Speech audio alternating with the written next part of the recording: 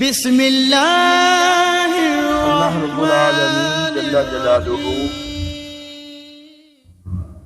کا قرآن پاک کی سورۃ البقرہ میں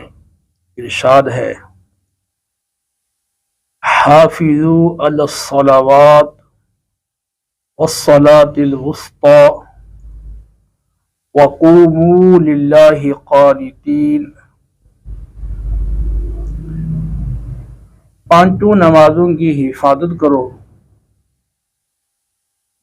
خصوصاً درمیانی نماز یعنی نماز عصر کی حفاظت کرو، اور اللہ کی بارگاہ میں ادب سے کھڑے ہوا کرو۔ اس آیہ مبارکہ میں اللہ رب العالمین جل جلالہ نے نماز پنجگانہ کی حفاظت اور اس کی مداومت کا حکم دیا ہے،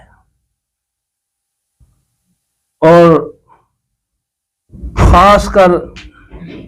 درمیانی نماز پر توجہ دینے کا اور اس کا زیادہ اہتمام کرنے کا حکم دیا ہے، اور اپنی بارگاہ میں بحالت نماز پورے طور پر باادب کھڑے ہونے کا حکم دیا ہے۔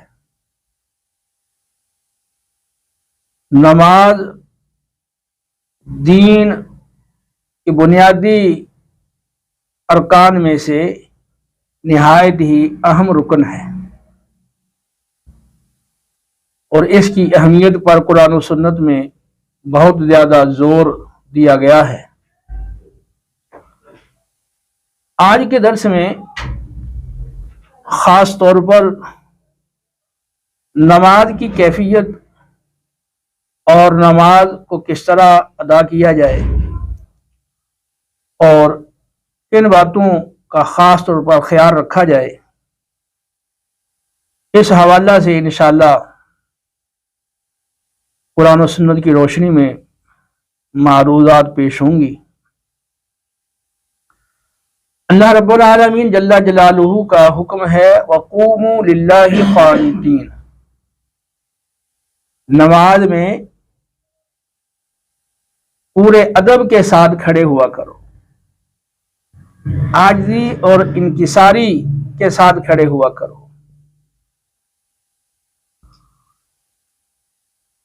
نماز کے اندر ادب ایک ظاہری اعتبار سے ہے اور ایک باطنی اور قلبی اعتبار سے ہے۔ ظاہری ادب یہ ہے کہ اللہ کے پیارے حبیب صلی اللہ تعالی علیہ وسلم نے نماز کے بارے میں اور نماز کے ارکان اور نماز کے افعال کی ادائیگی کے حوالے سے جو تعلیمات دی ہیں، ان کی پورے طور پر پاسداری کی جائے، ان کا خیال رکھا جائے، اور سنت کے مطابق نماز ادا کی جائے۔ صحیح بخاری اور صحیح مسلم کی روایت ہے، حضرت عائشہ صدیقہ رضی اللہ تعالی عنہا نے رسول اللہ صلی اللہ تعالی علیہ وسلم کی بارگاہ میں نماز میں ادھر ادھر توجہ ہو جانے کے بارے میں دریافت کیا۔ نماز پڑھتے ہوئے آدمی کی توجہ بعض اوقات کسی اور کام کی طرف، کسی اور چیز کی طرف چلی جاتی ہے، اس حوالے سے پوچھا تو آپ صلی اللہ علیہ وسلم نے ارشاد فرمایا کہ نماز میں ادھر ادھر التفات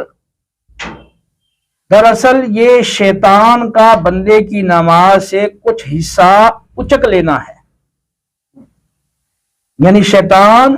بندے کی نماز سے کچھ حصہ وہ اچک لیتا ہے۔ ترمذی شریف میں سند حسن کے ساتھ روایت ہے، نبی کریم صلی اللہ علیہ وسلم نے انس رضی اللہ تعالی عنہ کو ارشاد فرمایا کہ اے لڑکے، نماز میں ادھر ادھر التفات سے بچ، کیونکہ فرض نماز میں ادھر ادھر التفات کرنا، توجہ کرنا، دیکھنا، یہ ہلاکت ہے۔ ابو داؤد، ترمذی، نسائی، مسند احمد، دارمی کی روایت ہے، رسول اللہ صلی اللہ تعالی علیہ وسلم نے ارشاد فرمایا، بندہ نماز میں جب تک اللہ تعالیٰ کی طرف متوجہ رہتا ہے، اللہ رب العالمین جل جلالہ بھی اپنی توجہ اپنے بندے کی جانب مرکوز فرما دیتا ہے۔ اللہ کی رحمت بندے کی طرف بھرپور متوجہ رہتی ہے، اور جب بندہ نماز میں ادھر ادھر التفات کرتا ہے، ادھر ادھر توجہ کرتا ہے، ادھر ادھر دیکھنے لگ جاتا ہے، تو پھر اللہ تعالیٰ بھی اس سے اپنا رخ موڑ لیتا ہے، یعنی اللہ کی رحمت بھی اس بندے سے پھر جاتی ہے۔ اس لیے نماز کے اندر پوری توجہ کے ساتھ رب کی بارگاہ میں حاضری دینی چاہیے۔ بخاری اور مسلم کی روایت ہے، رسول اللہ صلی اللہ تعالی علیہ وسلم نے ارشاد فرمایا، تم اپنے رکوع اور سجود کو پورے طور پر، مکمل طور پر ادا کیا کرو۔ اللہ کی قسم، میں تمہیں اپنی پیٹھ کے پیچھے سے بھی دیکھتا ہوں۔ مطلب یہ ہے کہ تمہارا رکوع اور سجود کس حالت پر ہے اور تم اس کی تکمیل کر رہے ہو یا نہیں کر رہے ہو، میں اسے بے خبر نہیں ہوں۔ تو اپنے رکوع اور سجود کو مکمل طور پر ادا کیا کرو۔ ابو داؤد، ترمذی، نسائی، ابن ماجہ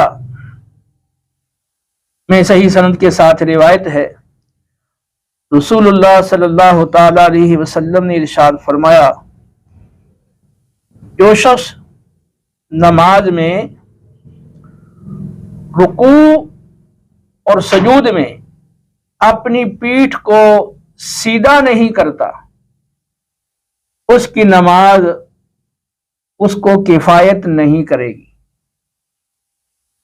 رکوع اور سجدے میں ضروری ہے کہ آپ اپنی پیٹھ کو مکمل سیدھا کریں۔ جب رکوع کریں تو پھر مکمل رکوع کے بعد سیدھے کھڑے ہو جائیں، پھر سجدے میں جائیں۔ اس طرح ایک سجدہ کرنے کے بعد مکمل سیدھے بیٹھ جائیں، پھر دوسرے سجدے میں جائیں۔ بعض لوگ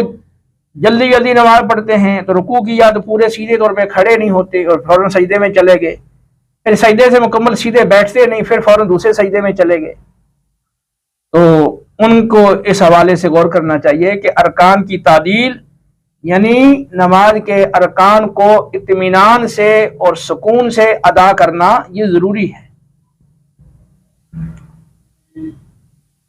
بخاری مسلم کی روایت ہے، رسول اللہ صلی اللہ تعالی علیہ وسلم مسجد شریف کے ایک کونے میں تشریف فرما تھے۔ ایک شخص آیا، اس نے وضو کیا اور نماز پڑھی، پھر آپ کی بارگاہ میں حاضر ہو کر سلام پیش کیا۔ آپ نے اس کے سلام کا جواب دے کر ارشاد فرمایا کہ اے شخص، لوٹ جاؤ، نماز پڑھو، تم نے نماز نہیں پڑھی۔ چنانچہ اس نے دوبارہ نماز پڑھی، پھر آ کر سلام پیش کیا۔ آپ نے سلام کا جواب دیا اور فرمایا کہ لوٹ جاؤ، نماز پڑھو، تم نے نماز نہیں پڑھی۔ جب 3 یا 4 بار ایسا ہوا تو اس نے تیسری یا چوتھی بار عرض کیا، یا رسول اللہ صلی اللہ علیہ وسلم، آپ مجھے نماز کا طریقہ سکھائیں، میں کس طرح نماز پڑھوں؟ تو آپ صلی اللہ تعالی علیہ وسلم نے اسے فرمایا کہ اچھی طرح وضو کرو، پھر قبلہ رخ کھڑے ہو جاؤ اور اللہ اکبر کہہ کر نماز شروع کرو، اور جو تمہارے لیے آسان ہو اس قدر قرآن پاک پڑھو، اور پھر جب رکوع کرو اور اسی طرح رکوع سے جب کھڑے ہو پھر سجدہ کرو، اور سجدے سے جب کھڑے ہو، یعنی رکوع سجود قوما جلسہ، ان کے اندر نبی کریم علیہ الصلوۃ والسلام نے اسے اطمینان اور پورے طور پر سکون اختیار کرنے کا حکم دیا، کیونکہ وہ شخص جلدی جلدی رکوع سجود کر رہا تھا اور رکوع سجود کو قوم جلسے کو پورے طور پر ادا نہیں کر رہا تھا، تو آپ صلی اللہ علیہ وسلم نے اسے تعدیل ارکان یعنی نماز کے ارکان کو پورے اطمینان اور سکون کے ساتھ ادا کرنے کی ہدایت فرمائی۔ بخاری کی روایت ہے، حضرت حذیفہ رضی اللہ تعالی عنہ نے ایک شخص کو نماز پڑھتے ہوئے دیکھا جو رکوع اور سجود کو مکمل طور پر ادا نہیں کر رہا تھا۔ جب وہ نماز سے فارغ ہوا تو آپ نے اسے فرمایا کہ تو نے نماز نہیں پڑھی، اور اگر تو اسی طرح نماز پڑھتے پڑھتے مرا تو رسول اللہ صلی اللہ علیہ وسلم کی ملت پر، آپ کی فطرت پر، آپ کے طریقے پر نہیں مرے گا۔ یعنی اس میں گویا کہ اس بات کی وعید آ گئی کہ جو شخص نماز میں رکوع اور سجود کو پورے طور پہ ادا نہیں کرتا اور تیزی کے ساتھ نماز ادا کرتا ہے، اس کی رکوع سجود میں پیٹھ سیدھی نہیں ہوتی، تو اس کے حوالے سے یہ وعید آ گئی کہ اگر تو اسی طرح نماز پڑھتا ہوا مرے گا تو پھر نبی کریم علیہ الصلوۃ والسلام کی ملت پر، آپ کی فطرت پر، آپ کی سنت پر اور طریقے پر تجھے موت نہیں آئے گی۔ مسند احمد میں سند حسن کے ساتھ ابو قتادہ رضی اللہ تعالیٰ عنہ سے مروی ہے، رسول اللہ صلی اللہ تعالی علیہ وسلم نے ارشاد فرمایا، سب سے برا چور وہ ہے جو نماز میں چوری کرتا ہے۔ صحابہ علیہ رضوان نے عرض کیا، یا رسول اللہ، نماز میں چوری کیسے ہو سکتی ہے اور کوئی کیسے نماز میں چوری کرے گا؟ ارشاد فرمایا کہ وہ نماز کے اندر رکوع اور سجود کو پورے طور پر ادا نہیں کرتا۔ یعنی اس حدیث کی روشنی میں معلوم ہوا کہ نماز کے اندر رکوع سجود کو، نماز کے ارکان کو پورے طور پر ادا نہ کرنا یہ نماز میں چوری ہے۔ اور نعمان بن مرہ رضی اللہ تعالیٰ عنہ سے